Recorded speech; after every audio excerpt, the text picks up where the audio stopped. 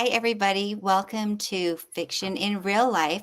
I'm Jennifer Moore, and I'm here with Julie Daines, Heather Moore, Jen Geigle Johnson, and I don't know if it's in the same place for everybody, but we have a special guest today, Stephanie Black, and I'm just thrilled about it. She's one of my favorite authors, favorite people, favorite everything. So Stephanie's going to tell us some fun stories, but first we have a little bit of book news. Julie, you have something to. Yeah, I just want to remind people that if they haven't grabbed a copy of Meriden Park yet, they should do it. It just came out in December and it's been rough keeping it in stock on Amazon, but you can still grab a copy. You can still, and I recently ordered one and it came, and so now it's the Amazon stuff's all figured out. And so, yep, get your Meriden Park before it sells out again. Okay, let's start. Stephanie, you have some stories to tell us, but first, I'm going to introduce Stephanie. I should have looked up your bio or something, but I'm too Stephanie, boring. There's not much to tell. no, Stephanie writes. Would we say suspense? Is that Yeah, the mystery, suspense.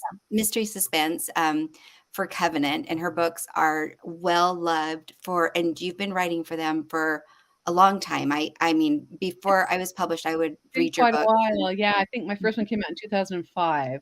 So yeah, Which there we makes me go. feel old. All of Almost 20 years. That's Oh a my lot. gosh, that really makes me feel old. Okay. A lot of cool books. And so anyway, Stephanie, do you have a stranger than fiction story to share with us? Okay, so here's the thing.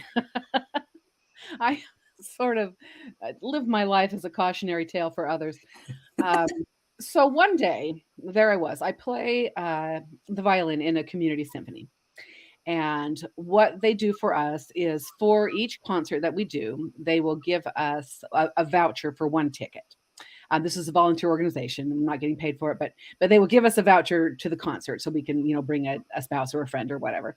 And you have to take the voucher and you take it to the box office, and they will give you an actual real ticket. Okay, so you can't just show up with the voucher. You need to go trade it in. So here I am, dutifully going to trade my voucher in to get a ticket for my husband because he's wonderful. He's very supportive. He'll come in to our concerts, and this is in the next town over, so it's about a 15-minute drive, 20-minute drive over, and to go to the box office.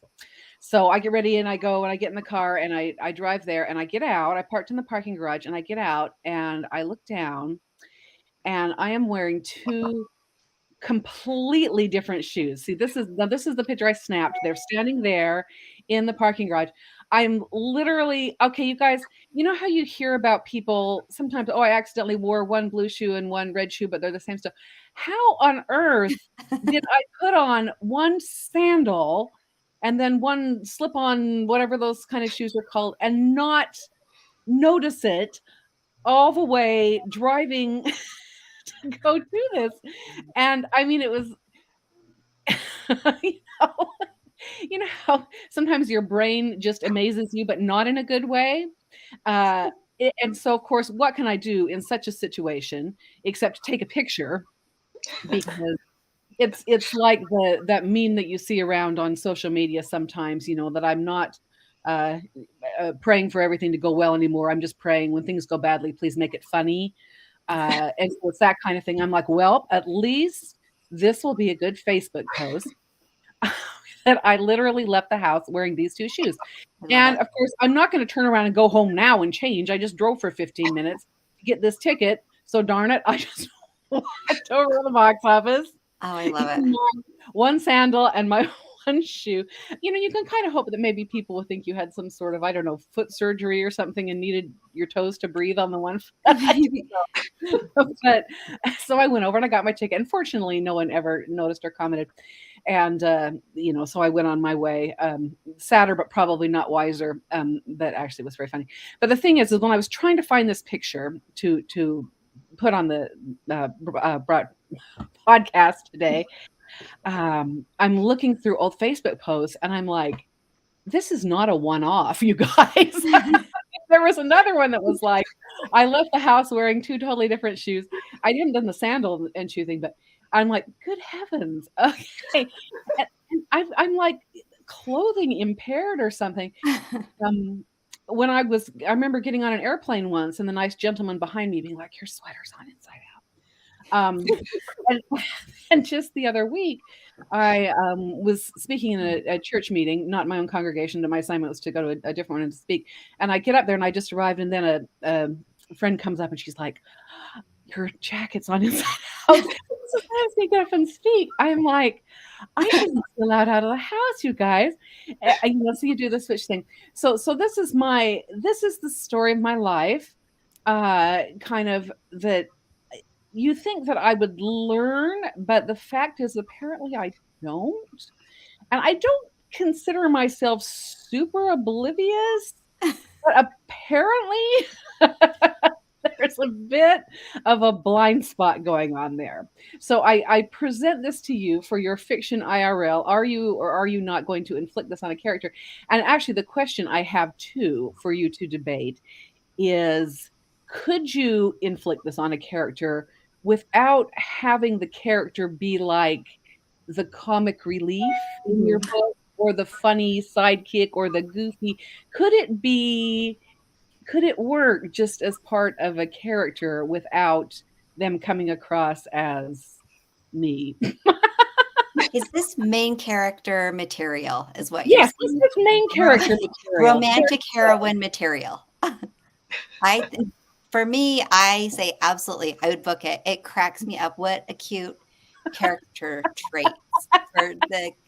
I imagine a rom-com or any, historical, where you just have a character that just keeps getting places, and her mom's like, "What are you doing? Your gloves not coming out, or your bonnet has dropped one of the ribbons," or I don't know. I love it. I would definitely book it. What about you, Julie? I would book it.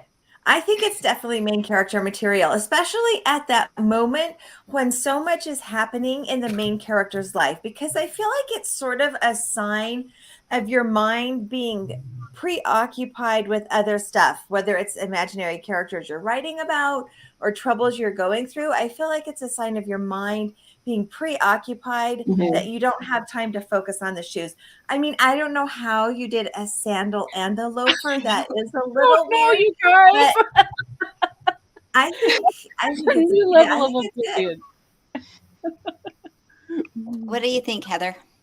Yeah, I think I would book it. And I think I should tell Stephanie's husband that you need like those cubbies where you just put the two shoes in each one, so every time you pull out, they're matching.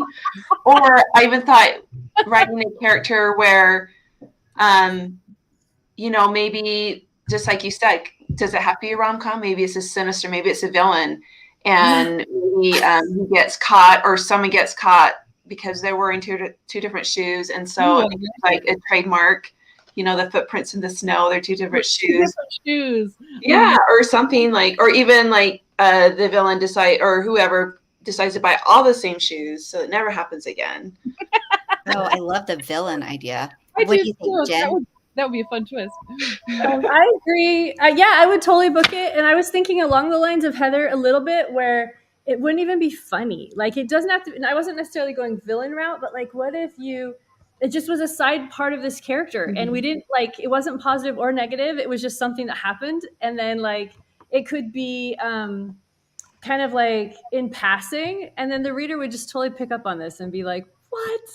Just kind of underscore it throughout the thing. And then I was thinking too, when Heather brought up villain, I was like, ooh, what if it's like, because you said nobody noticed or mentioned. I mean, maybe they noticed, but nobody maybe they were too polite to be like, lady. Let's say it's something that nobody notices, and you can use it as a way to communicate certain things to people without speaking. Like the fan, it's like the different shoes. Anyway, my mind went down a whole spy ring. Yeah, like women's code, spy ring, shoe, whatever. Anyway, I would book it in some way. But yeah, a sandal on the left foot means right. This is becoming a spy novel. I didn't see it this is what you want, so we can write your books for you. I would really appreciate that, because I think this, it could be everyone thinks she's just a dingbat, but really it's like that's how she's Right. transmitting her messages, which is actually what I was doing, by the way. I was really trying to transmit a message to my contact. The bridge in Berlin was booked, so we had to meet at the Bankhead box office. So I hadn't been looking over here. We have some fun comments. Mostly it's like, I love Stephanie. Her books are so wonderful. I think it's very Thank you cute. so much. Thank you. So, and we are, I forgot because I'm not very good at being the host, but we have one of Stephanie's books that we're going to give away to one of our, to a commenter. So you can comment on YouTube. You can comment on any of our Facebook pages. Is there anywhere else? I don't remember. I think those are the places that you can comment. And Stephanie's Facebook page, if she can share it, and we'll just pick a winner for Come Gentle Night, which is Stephanie's brand new book. Came a couple months. Has it been a few months? Yeah, in November. It came out in November. Which is pretty brand new. So anyway, thank you for joining us. And also everybody, thank you for writing in. We love reading your emails. They are so much fun. We love seeing the weird stories, the funny stories, the uncomfortable stories, the embarrassing stories, all of it. We love all of it. So thanks for joining us today on Fiction. In Real. Life. Thank you so much. See you later.